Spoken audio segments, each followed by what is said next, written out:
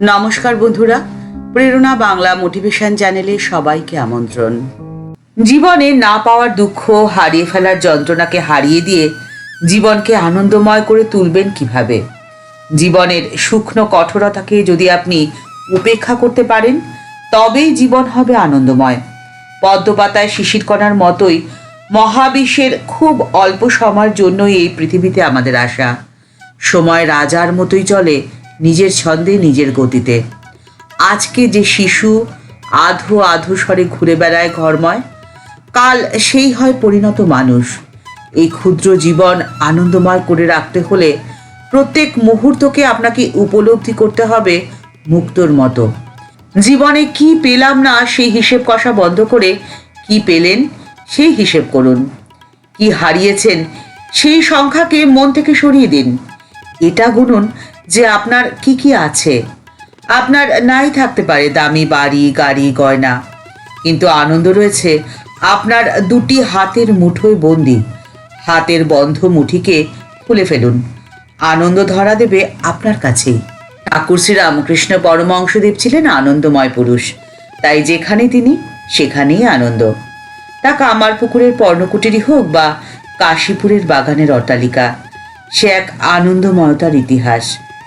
দক্ষিণেশ্বরের গঙ্গার ধারের ঘরটিতে প্রত্যেকদিন যেন আনন্দের হাট বাজার বসে যেত। এই আনন্দময়তার কথা বলতে গিয়ে মা বলছেন, কি সদানন্দ পুরুষই ছিলেন। হাসি, কথা, গল্প, কীর্তন 24 ঘন্টা যেন লেগেই থাকতো। আমার জ্ঞানে তো আমি কখনো তার অশান্তি দেখিনি, তাকে কখনো নিরানন্দও দেখিনি।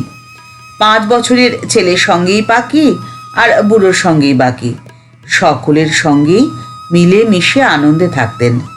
কখনো বাপু তাকে নিরানন্দে দেখিনি। কর্মজগতে আপনার টেনশন বা আর্থিক সমস্যায় জর্জরিত আপনি দুশ্চিন্তায় দিন কাটাচ্ছেন। হয়তো ভাবছেন কিভাবে এর মধ্যে আনন্দে থাকবো, এও কি সম্ভব? কিন্তু আপনি যদি শান্ত মনে ভাবেন, তাহলে এটা বুঝতে পারবেন যে দুশ্চিন্তা বা টেনশনের নেগেটিভ শক্তি আপনাকে পেছন দিক থেকে টেনে রাখছে। আপনাকে কিছুতেই আপনার কাজে মন দিতে দিচ্ছে না, আপনাকে এগিয়ে যেতে বাধা দিচ্ছে। আপনি যদি আপনার কাজে আপনার 100% না দেন, তাহলে আপনি সেই সমস্যা থেকে মুক্ত হবেন কি করে? আপনার নিরানন্দে থাকা সমস্যার সমাধান নয়, উল্টে আপনার জীবনে সমস্যা তৈরি করবে। যে কোনো প্রতিকূল পরিস্থিতির মোকাবিলা করতে চাই শান্ত মন ও প্রাণ শক্তিতে পরিপূর্ণ কর্মজীবন। তাই তো মা বারবার বলছেন, কাজ ছাড়া এক দণ্ড থাকা উচিত নয়, কাজে শরীর মন ভালো থাকে। জীবনকে আনন্দময় করে রাখার জন্য বেশি কিছু আয়োজনের কোনো প্রয়োজন নেই, সাধারণ উপকরণেই আপনি পেতে পারেন আনন্দ। এখন আপনাদের সঙ্গে শেয়ার করে নিচ্ছি মায়ের জীবনের একটি মজার ঘটনা।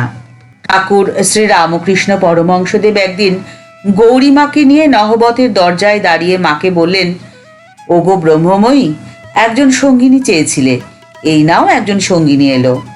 সেই গৌরীমা কালক্রমে হয়ে উঠলেন ব্রহ্মময়ীর আনন্দের রসদ্বার। গান, অভিনয়, রূপসজ্জা সব কিছুতেই গৌরীমায়ের নৈপুণ্য ছিল যথেষ্ট। সেই নিপুণতা কাজে লাগিয়ে কত যে আনন্দের মুহূর্ত তিনি তৈরি করেছিলেন। গৌরীমা তার সাধনের সময় পুরুষের বেশে ভারতবর্ষের যেখানে সেখানে ঘুরে বেড়াতেন। সেই সব গল্প তার মুখে শুনে মা একদিন গৌরীমাকে বললেন, সেই রকম সাজ পোশাক পরে তাকে তার সামনে আসতে হবে, এমনভাবে আসতে হবে যেন তিনি তাকে চিনতে না পারেন। সম্মতি জানিয়েছিলেন গৌরীমা। বেশ কয়েকদিন কেটে গেল, সে কথা এর মধ্যে অনেকেই ভুলে গেছে। সেদিন সকাল থেকে গৌরীমা অনুপস্থিত।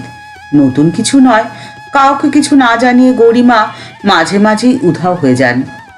সেই দিনই সন্ধেবেলায় উদ্বোধনে এক পশ্চিমা সাধু এসে হাজির। পরনে আলখাল্লা, মাথায় ইয়া পাগড়ি, সবই আছে, হাতে শুধু একটি লাঠির অভাব। সাধু দেখে নিচে যে সেবক উপস্থিত ছিলেন তিনি তটস্থ হয়ে বেরিয়ে এলেন। সাধুজি তাকে দেখেই হম্বিতম্বি শুরু করলেন, একেবারে চোস্ত ইংরেজিতে বলতে শুরু করলেন, where is my stick, where is my stick. সেবকটি কিন্তু গলা শুনেই আগন্তুকের পরিচয় পেয়ে গেলেন। তাড়াতাড়ি একটা লাঠি আনার ছল করে ওপরে গিয়ে মাকে চুপি চুপি জানিয়ে এলেন সাধুটির পরিচয়। লাঠি পেয়ে সাধুটি মায়ের কাছে উপস্থিত হতেই মা তারিফ করে বললেন, চমৎকার, চমৎকার হয়েছে। এত তাড়াতাড়ি ধরা পড়ে গৌরীমা কিন্তু আদৌ খুশি হলেন না। রাগটা গিয়ে পড়ল সেই সেবকটির ওপরে। তাকে ধমক দিয়ে গৌরীমা বললেন, এই ছোড়া, তোরই এই কম্ম, তুই কেন এসে আগে থেকেই সব বলে দিলি? সেদিন ধরা পড়ে গৌরীমা মাকে বলেছিলেন, আচ্ছা আর একদিন হবে ক্ষণ। সারদা দেবী তখন রয়েছেন জয়রামবাটিতে। 1910 সালের জুন মাস হবে। একদিন দুপুরবেলায় এক সাধুর আবির্ভাব হলো। সাধুটির পরনে গেরুয়া আলখাল্লা, মাথায় প্রকাণ্ড পাগড়ি, হাতে মোটা লাঠি, সঙ্গে সেরকম সাজে সজ্জিত একজন চেলা। মায়ের সহোদর তাদের অভ্যর্থনা করে দিদিকে গিয়ে বলল, দেখো গো, তোমার এক মাদ্রাজি ভক্ত এসেছে। সাধু বাইরের ঘরে অপেক্ষা না করে সোজা ঢুকে পড়লেন অন্তঃপুরে। মায়ের কনিষ্ঠ ভাতৃবধূকে দেখতে পেয়ে হাত বাড়িয়ে দিলেন আর বললেন, ভিক্ষা। বাড়ির ভেতরে অপরিচিত পুরুষ, তার উপরে আবার অসময় ভিক্ষা প্রার্থনা। ভাতৃবধূ খুব বিরক্ত হয়ে গালমন্দ শুরু করে দিলেন। সাধু কিছুমাত্র বিচলিত না হয়ে 1 পা 2 পা করে তার দিকে এগোতে শুরু করলেন। ত্রস্ত মহিলাটিও তখন পিছু হটতে হটতে একেবারে দেয়াল লগ্ন হয়ে তারস্বরে চিৎকার করে মাকে ডাকলেন। তার চিৎকার শুনে অনেকেই ছুটে এলেন সারদা দেবীও। তিনিও সাধুর আচরণে বেশ বিস্মিত। সাধুজি তখন মায়ের পায়ের ধুলো নিয়ে এক টানে পাগড়িটা খুলে ফেলে হো হো করে হাসতে শুরু করলেন। এ কি, এ যে গৌরীমা! হাসির কলতানে সারা জায়গা মুখরিত হয়ে গেল।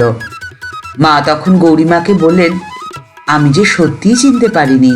জীবনের প্রতিটি মুহূর্তকে সাজিয়ে ফেলুন ফুলদানিতে ফুলের তোড়া সাজানোর মতো করেই। হোক না সংক্ষিপ্ত জীবন, থাকুক না গোলাপ ফুলে কাটা, তবু জীবন বড়ই সুন্দর। ঠাকুর, মা ও স্বামীজির আশিস মাথায় নিয়ে আনন্দ ঘন পরিবেশে জীবনযাপন করুন নিশ্চিন্তে, নির্ভয়ে। ঠাকুর, মা ও স্বামীজির চরণে আভূমি লুণ্ঠিত প্রণাম জানিয়ে আজকের পর্ব এখানেই শেষ করছি। দেখা হচ্ছে পরের পর্বে। ভিডিওটি যদি ভালো লেগে থাকে তাহলে তা শেয়ার করার অনুরোধ রইল। সবাই ভালো থাকবেন, সুস্থ থাকবেন। নমস্কার।